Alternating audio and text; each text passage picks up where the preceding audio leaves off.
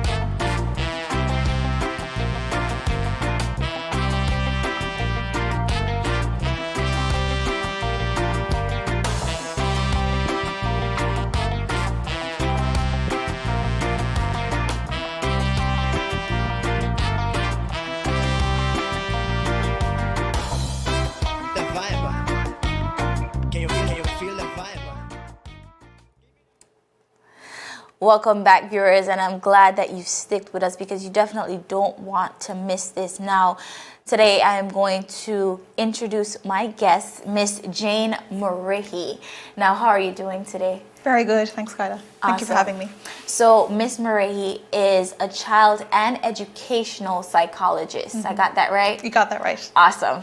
So, before we dive into the assessment of Autism Spectrum Disorder, which goes by ASD, I want to know a little bit about you and your qualification in the area. So, I am a child and educational psychologist.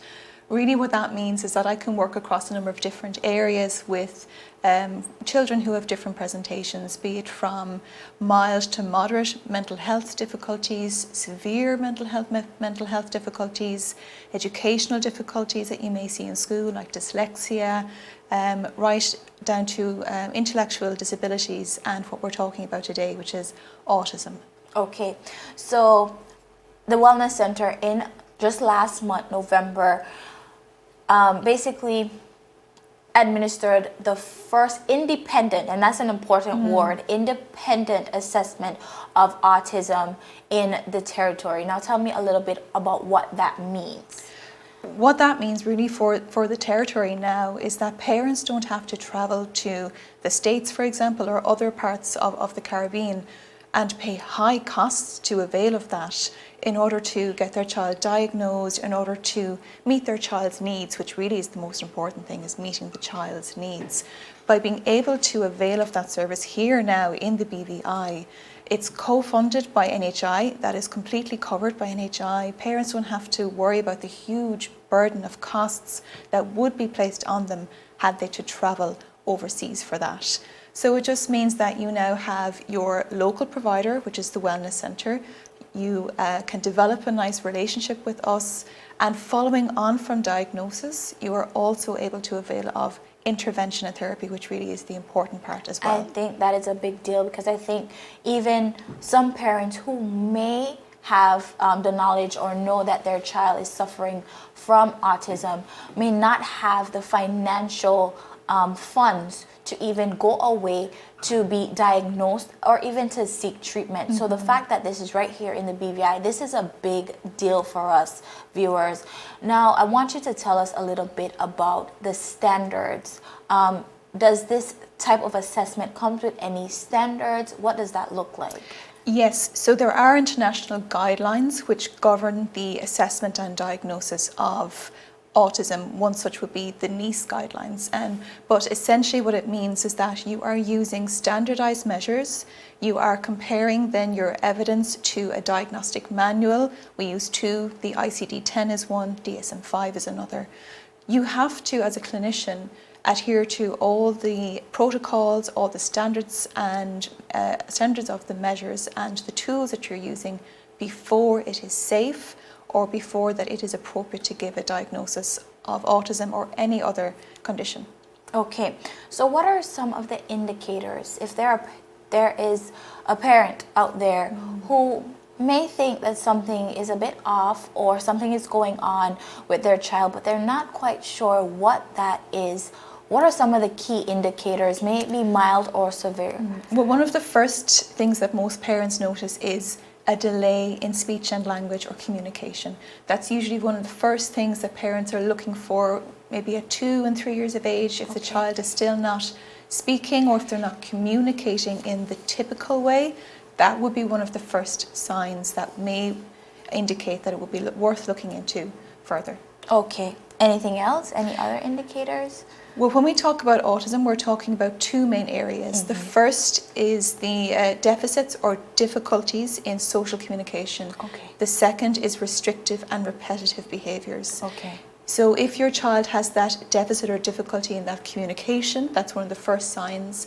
You may also notice that maybe your child may want routine more than the typical child and may have a difficulty with changing routine or an adherence to restrictive behaviours. You may notice some body movements like spinning or hand flapping, or it may be a little bit more subtle and you may just notice that they are overly interested in a particular topic or hobby more so than other children their own age. Okay, and I'm sure these are things, as you said, it might be a bit more subtle and persons might think that this is just a regular behavior of all children. So I definitely think that's something that persons may not even know that is going on with their child. I think that might be something that is common. Now, I want to dive a little bit. We're going to divert a little bit from autism, and I want us to speak about the importance of mental health in children. I think in the BVI we're still developing out of the taboo of mental health being a taboo area, but we're getting there. But now we want to dive into the importance of mental health in children. Mental health really it's part of the overall health of a person. We talk about our health being our wealth. So is our mental health. It's so important to us. And when we address and we look after the mental health of children, we are then looking after the mental health of them as adults as they grow up. Of course. So when we talk about mental health in children, we're not just talking about the difficulties or dealing with the difficulties. We're talking about looking after their emotional well-being.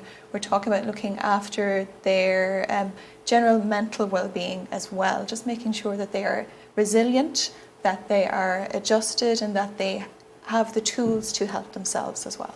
Awesome.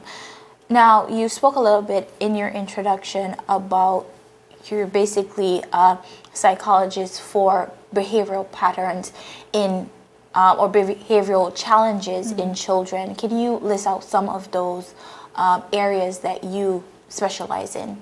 So behavior covers, it's an umbrella term, covers a multitude, and we all have behaviors, but when it comes to a challenging behavior, when children are exhibiting behaviours that are impacting them and the people around them to such an extent that it's preventing the family, for example, from being able to go out for a meal, it's preventing the family from being able to just run their daily lives, that's when a professional like myself can come in and intervene and help the parents and the child. Similarly, in an education setting, if a child is exhibiting behaviours that are challenging and that are disrupting the classroom or that are preventing themselves and other children from accessing education in the classroom, again, that's where I would step in to support.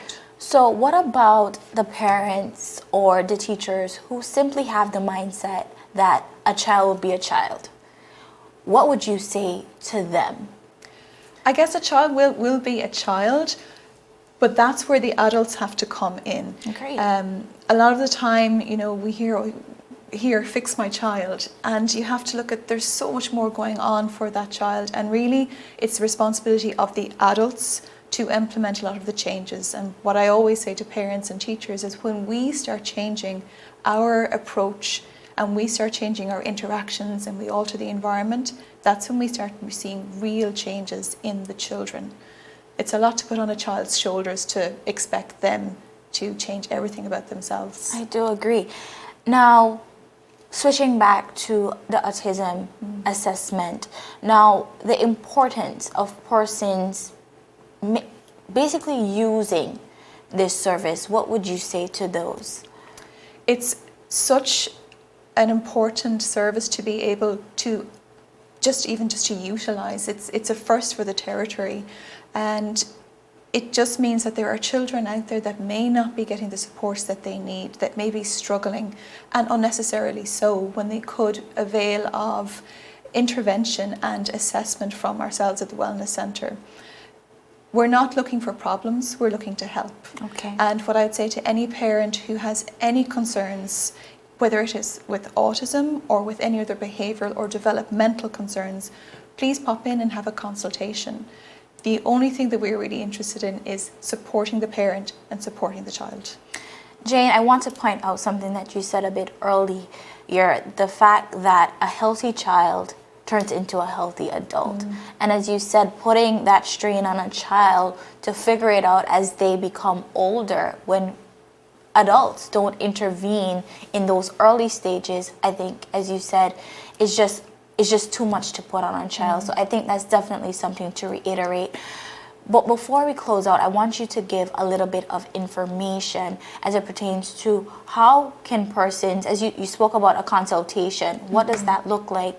Where can persons find you at the Wellness Centre? So where is the Wellness Centre located? And maybe some contact numbers. Sure. Yeah. So the Wellness Centre, we're located in the Pier Park in the red building, the red section. But if you have any difficulties in finding us, please give us a ring. You can contact us on 496 0838. Yes.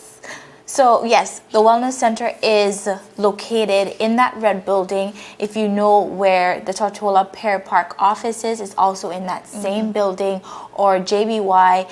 So it's relatively easy to find. I don't think it's an excuse not to find it for such an important reason. No. Yeah. So, and before we close out, I want you to just encourage parents out there who have any thoughts or any reservations about their child's behaviors to come and see you and what a consultation really looks like. So really, anyone who has any concerns, any doubts, just wants to have a chat and just see, is this something that I should be expecting from my child? Come in, an initial consultation, it's just a chat. We're just coming in, we'll just ask some questions about how you are finding things with your child. I may meet your child as well if that's something that we can organise at the same time. And really, it's all about looking at the child's strengths and the child's needs. We don't just focus on what's wrong with the child. We look at how we can help that child, help the family, and really support the development of that child, support their emotional and mental health well-being. And what does the cost for a consultation look like? Usually it depends on how long it would take, but it is funded by NHI. Awesome. It really is, I think, no more than $15 to $20. That's the max. Awesome. I do want to thank you for joining us here on 284 Media to speak about such an important topic. But to our viewers, nothing is wrong to just go in and have a conversation with Miss Murrihy.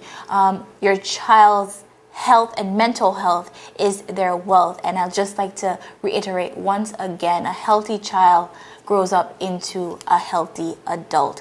Of course, viewers, I am Kyla Kenesha Forbes, and it is always my pleasure. Have a good rest of your day.